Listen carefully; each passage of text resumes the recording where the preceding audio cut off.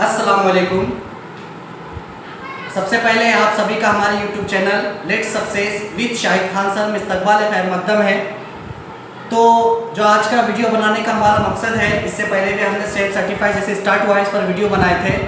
तो मुख्तलिफ तरीके के जो YouTube पर कमेंट्स में या कहूँ व्हाट्सअप पर मुझसे क्वेश्चन पूछे गए, कॉल करे बहुत से स्टूडेंट्स ने, तो मैं इस वीडियो में उनके जवाब देने की कोशिश करूँगा। तो आप सबको पता है कि 15 तारीख से जो है सेल्फ सर्टिफाई स्टार्ट हो चुका है। इसकी जो ड्यूरेशन है वो 15 दिसंबर से 29 दिसंबर 29 दिसंबर तक है। तो बहुत से स्टूडेंट्स ने कैंडिडेट ने इसको फिलअप कर चुके होंगे और फाइनल सबमिट कर दिए होंगे। लेकिन एक बात आपके गुज़ार कर दूं कि सर्टिफाइड जो है यह आपका बहुत इंपॉर्टेंट एक, मैं बोलूँगा आपको एक स्टेप है सेल्फ सर्टिफाई।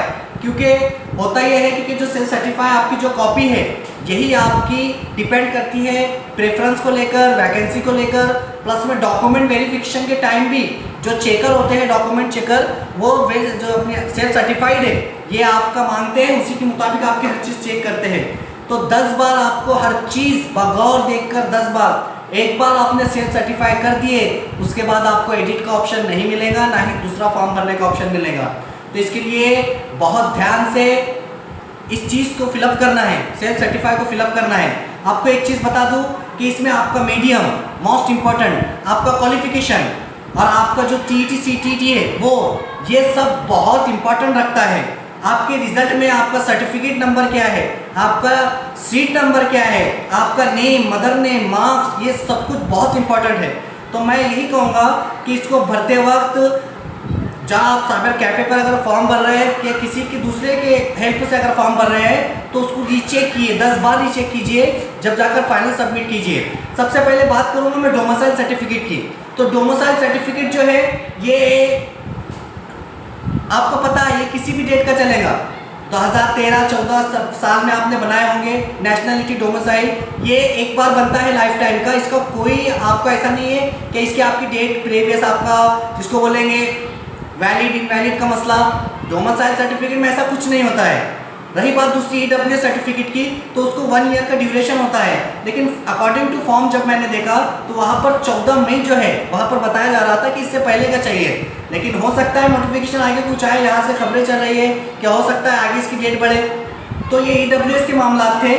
उसी के साथ साथ मैं आपको बता दूँ मीडियम, अब जो मीडियम है कि मीडियम के मुताबिक आपको प्रेफरेंस आएंगे क्या, बिल्कुल आएंगे।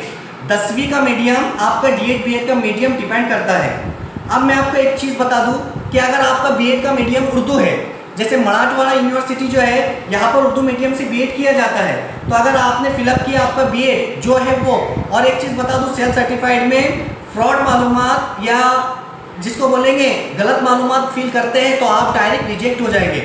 ये मत समझिए अभी फॉर्म भरते हैं प्रेफरेंस आएंगे तो हम बाद में देख लेंगे, बाद में कुछ नहीं होता। डॉक्यूमेंट वेरिफिकेशन के टाइम ज़रा सी क्यूरी की वजह से भी आपको बाहर कर दिया जाता है। पिछले टाइम बहुत से कैंडिडेट के साथ ऐसा हुआ। तो अगर आप ये चीज़ कर रहे हैं तो इस चीज़ से बचिए। आपको मैं बता रहा था कि B.Ed का मीडियम, B.Ed का जो मीडियम है वो जो उर्दू मीडियम आपका अगर B.Ed का है तो आपको मैं बता रहा हूँ अगर आप BSc B.Ed है तो आपको जो है सिर्फ और सिर्फ उर्दू मीडियम की ही जगह आएंगी 6 to 8 की। अगर आपका मीडियम B.Ed में उर्दू है तो आपको सिर्फ और सिर्फ उर्दू मीडियम जहाँ पर वैकेंसी खाली है वहीं पर आएंगी।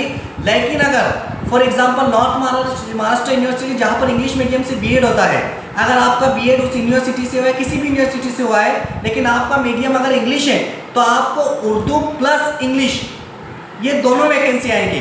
जैसे फॉर एग्जाम्पल BMC जहाँ पर सेमी है तो वहाँ पर आपको BMC की भी वैकेंसी आएंगी प्लस उर्दू मीडियम की भी वैकेंसी आएंगी। डिपेंड करता है आपका B.Ed अगर आपका इंग्लिश में है तो आपको दोनों वैकेंसी आएंगी। उसके बाद आपको एक चीज़ बता दूं कि जो प्रेफरेंस है ये प्रेफरेंस किस बेस पर आते हैं, तो ये सबसे पहले आपका क्वालिफिकेशन 10, 12, BSc B.Ed MSc जितना आपका क्वालिफिकेशन है। अगर आप MSc है, MSc B.Ed है तो आपको 1st to 12, अगर आप उसमें सेकंड पेपर TET या CTET का क्वालिफाइड है तो आपको 1st to 12 प्रेफरेंस आएंगे। वो एक जगह हो कि 1000 जगह हो आपको प्रेफरेंस आएंगे। उसी के साथ साथ ये क्वालिफिकेशन जो है अगर आप B.Ed है, सिर्फ आप MSc MA नहीं है, सिर्फ B.Ed है तो आपको 10 तक 10वीं तक प्रेफरेंस आएंगे। 1st to 8 प्रेफरेंस जिला परिषद महानगर पालिका नगर पालिका के प्रेफरेंस 1st to 8 के उसे ही आते हैं जो TET CTET क्वालिफाइड है। और एक सवाल मुझसे किया जा रहा था कि हमको टेट में कम मार्क्स है तो हम रजिस्ट्रेशन कर सकते हैं क्या?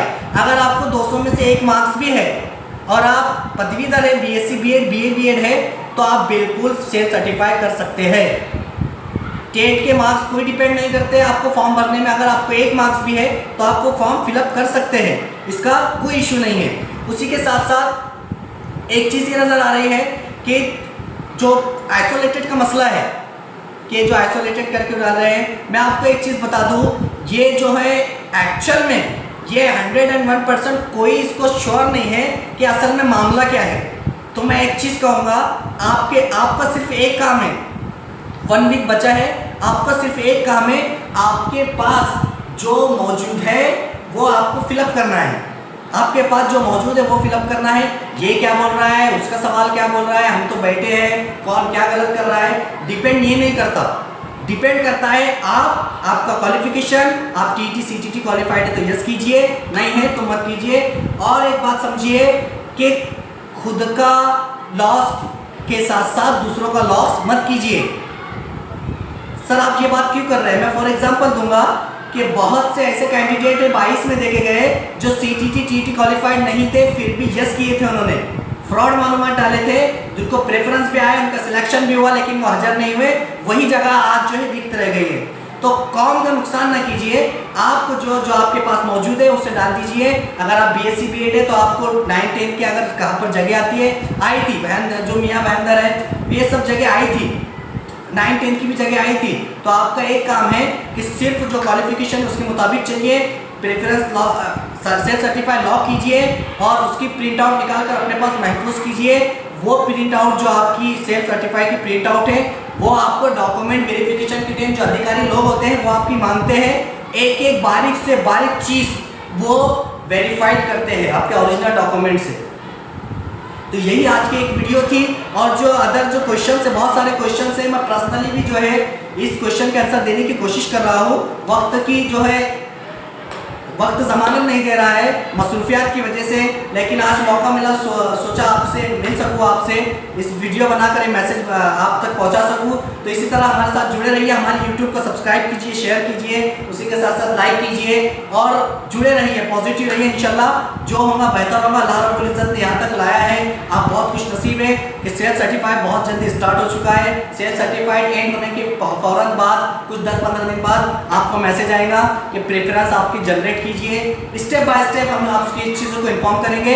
दुआओं में याद रखिए, सबके लिए दुआएं कीजिए। अल्लाह रब्बुल इज़्ज़त से हम दुआएं करते हैं कि जो भी हमारे कैंडिडेट है, जो भी चाहते हैं, जो भी पॉजिटिव है, अल्लाह रब्बुल इज़्ज़त उन्हें फ़ाइज़ ओहदों से, अगर वो हकदार है तो उन्हें फ़ाइज़ ओहदे से नवाजे।